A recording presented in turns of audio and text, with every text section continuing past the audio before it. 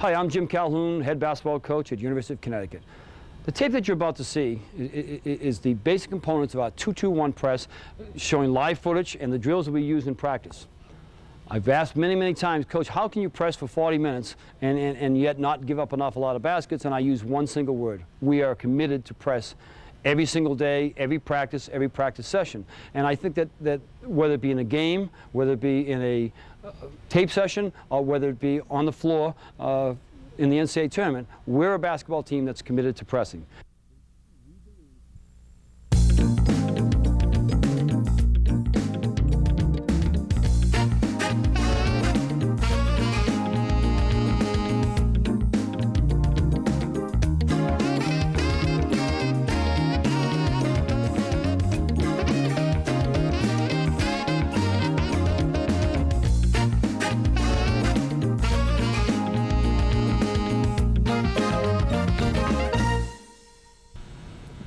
The following drills and game footage can be something I think can be utilized by any basketball team in America. This press, once again, is safe. It can be used multidimensional, and it's something I think you're going to have a great deal of fun watching and hopefully implementing later in the season.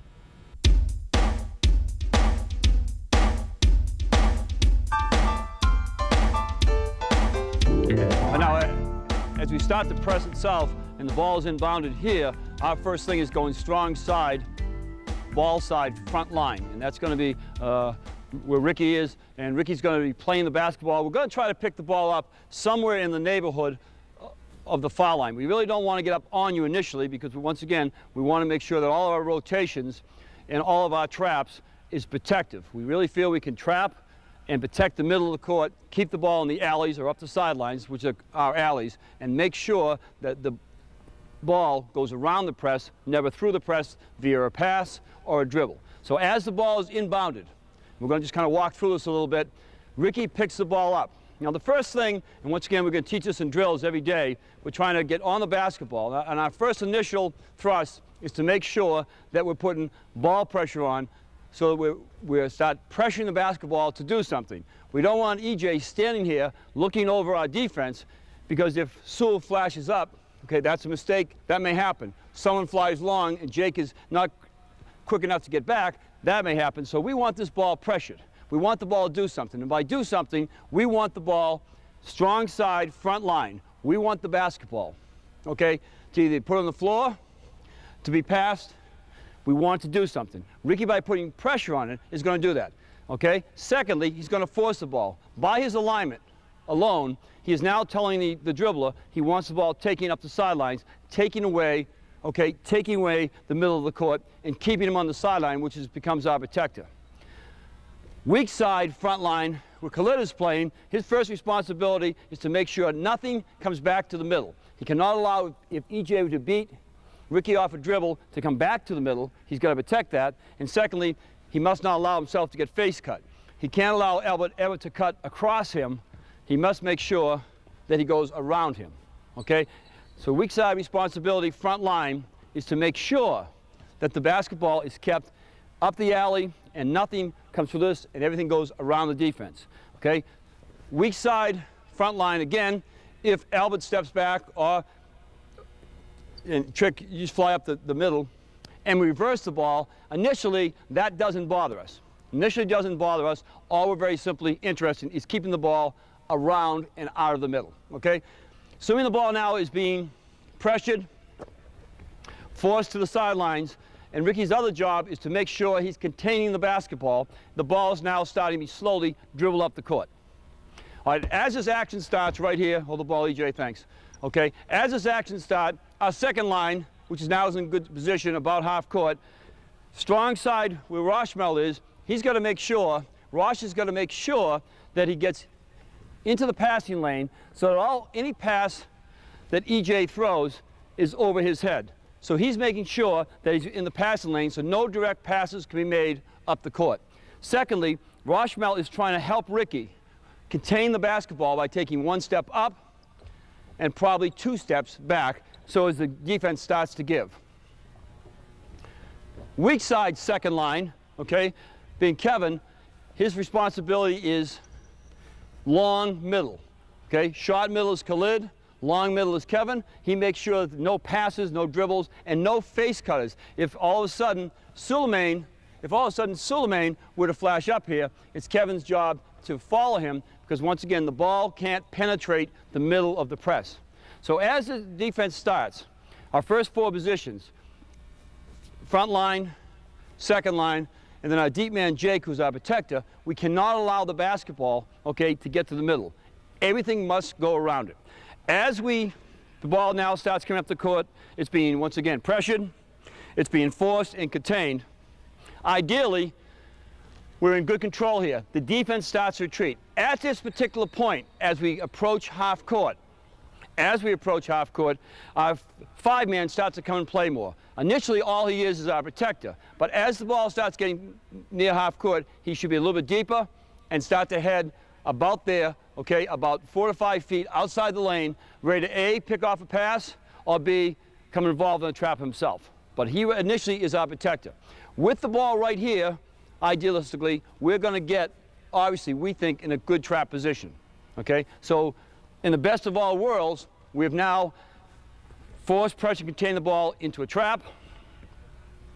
Khalid then would step up and take the next nearest man, middle for Kevin, and Jake would step up and take the strong side pass, the strong side pass away, okay? This is, once again, what we try to do every single time. Now, obviously, let's get back to original positions. This is the easiest and would probably be something, once again, that probably occurs 10, 12, 15% of the time. It's something that we're not going to get every single time. But still, the idea is that the ball can't get to the middle of the press, must go around the defense, and never can allow any direct passes or dribble penetration. And that's why, once again, every single day we work on forcing the ball, pressuring the ball, but particularly containing the ball on an individual basis, in this case with Ricky, but also on a team basis where we're all coming together. All right, now, the second major thing that we see is we're going to, many times, as we take 2 dribbles up, go DJ, force, pressure, good position by Rosh, good position by Kevin, good position by Khalid, protected back there in Jake, the ball gets reversed. And the number one thing I think everybody worries about, this is a great time for people to feel they can get the ball to the middle of the court on us. But if we do something which we work very hard on every day in 2-on-2, and that's very simply a bump principle. We don't allow Ricky to now start coming over and have Khalid leave early. Because if Khalid leaves early, the middle is going to be wide open. Andrew could slip through, or any other player could get through there. So Case holds his spot. Khalid holds his spot.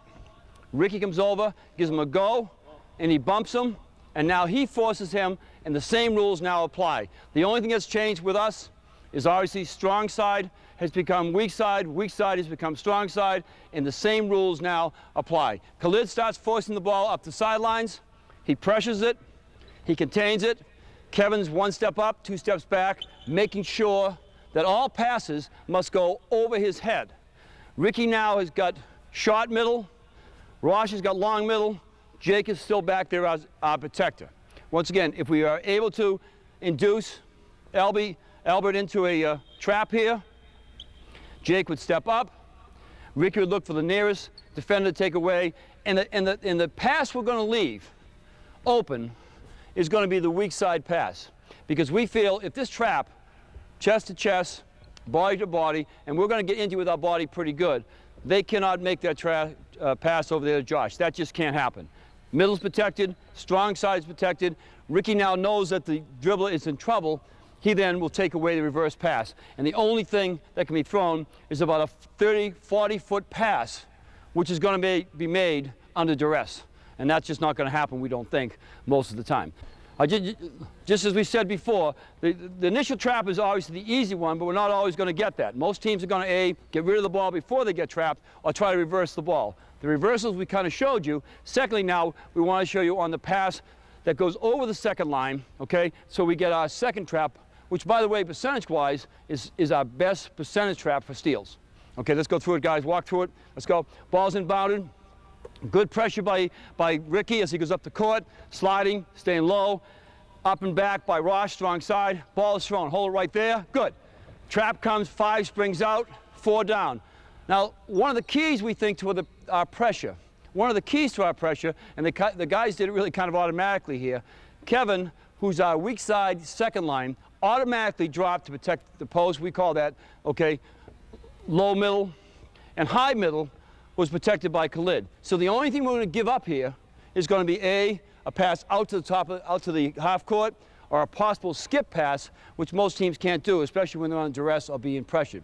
So very simply, let's go through that one more time, a little bit slower this time. As the ball is being brought up the court, and if those teams who want to keep the ball on the strong side, if they in fact, okay, this time we're going to dribble a little bit so we can get a little bit more rhythm. If in fact what we're trying to do is protect the middle, we want to show very simply what the defense itself would do. Ball's coming up the court.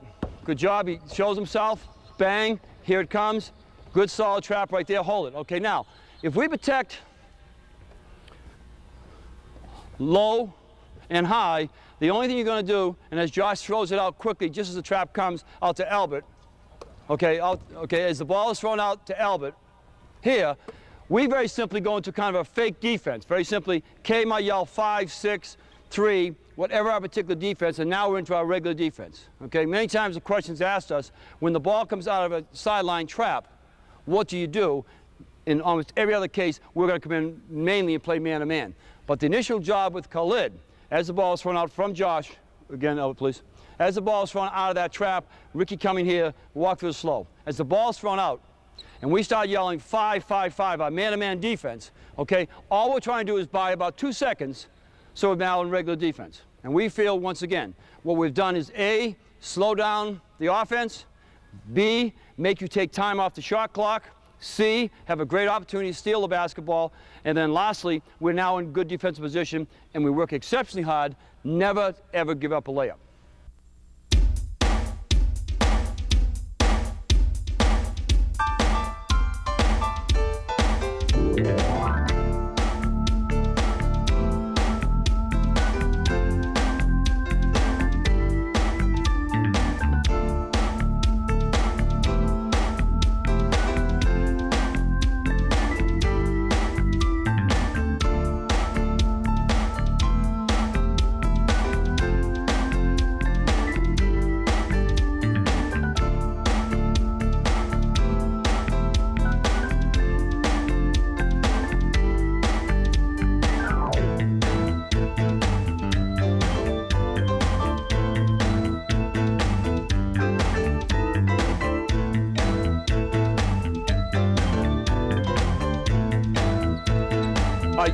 Two things we would show, very simple. When you look at the defense, and as Ross steps up a tiny bit, Jake steps back a little bit, Kevin gets in a little bit. Our whole idea, once again, is to make you go around the defense. But like all well-designed plans, they don't always go exactly how you want, so you need to make sure you work very hard on the fact, if in fact, 2 breakdowns can occur. Number one breakdown that might occur is when the ball gets to EJ, okay, Ricky comes over, but this time he goes by him, and he starts going up the middle and gets to the middle of the floor. Everybody else would retreat and be sprinting back to the middle of the floor, okay? And Ricky's job would be try to get from behind him and flick the basketball. See, the one thing we would never ever allow is the ball to come up the court and not feel some pressure. So as Khalid is trying to show himself and slow the ball down, Ricky's coming from behind and flicking the ball. If you get 1 or 2 of these a game, I'll tell you what, the guy trying to beat you, he'll know you're there. And I think that happens to us an awful lot. All right? Secondly, a long pass. This time we're going to inbound the ball trick, and we're going to throw the ball up the court to you, because you're just going to fly. You're going to go back, Albert, and we'll just try to, as we're getting help, okay? Now, as many times we inbound the ball, the other thing could be a long penetrating pass before we get a chance to start putting real great ball pressure or to get you into an alley to trap you. The ball is thrown into EJ, right back to Albert, up to, go deep, Antrick, up the court, okay? And we've worked very hard here on automatically going into what?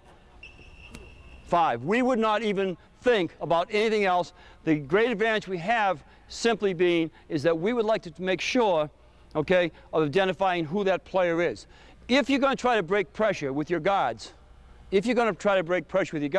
that's where we're going to put the main thrust of our ball pressure. If you throw it up to your 3, and especially your 4 or 5 man, we think the advantage goes to us because he's out 40 feet from the basket, and we in turn could have someone like a Khalid or a Kevin put a great deal of ball pressure. Those kind of plays we don't think hurt you. Let's get back one more time to kind of hopefully show you something we would do every single day, which we're going to get to in just a moment. But if the ball is inbounded here, and before we do any other particular thing, one of the successes of the defense is predicated on this simple principle, that when that ball is inbounded to EJ, and as he turns and faces Ricky, that Ricky does such a good job that he cannot throw the ball 40 feet, okay? And that he's not going to beat Ricky quickly off the dribble, and that Ricky's going to pressure the ball, yes. He's going to force him up the sideline, yes. But most importantly, he's going to contain him. And he's going to contain him, obviously, because he's worked very hard in his slides, but he's also going to contain him because he has Roshmel Jones up here faking and slowing the ball down, Khalid helping with middle protection and short middle protection, and Kevin Freeman helping with long middle protection, and the ball is kept out of the center of the court. Jake still is our protector back there, and once again, if the ball is thrown long, then our onus really is on the man playing the basketball. His job, once again, is to force, pressure, and contain the ball.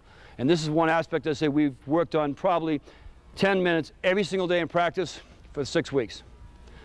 So in essence, that's the basic principles of our defense.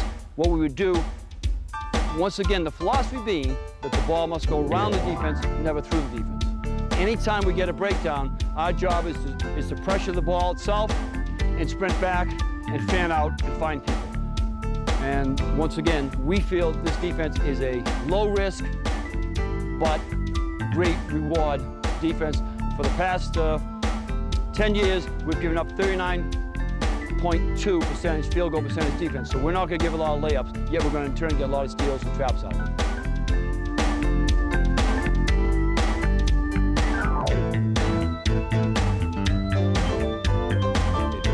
Now, as we said before, the number one component, particularly when you're playing full court pressure, be it man or zone, or particularly with this 2-2-1 press, is to make sure that everybody on the team can guard the basketball. If you're going to pressure that ball, force the ball, contain the ball, we need you to work every single day on making sure that your pressure is good, that you learn how to force, and particularly you don't get beat off the dribble and you contain the basketball. So we work on one-on-one full court.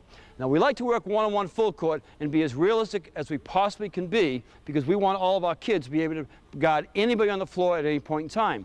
So we try to do initially in practice is put our best ball handlers against our best defenses, our quickness against our quickness, our big guys against our big guys. Later on, as the season progresses, we'll have challenge matches where we have some of our bigger guys play some of our smaller people, which allows them to increase their mobility and in turn, once again, learn the principles of force, pressure, and contain full court. But for early part of season, I would recommend this one-on-one full court. Now, one-on-one full court for us is a simple drill.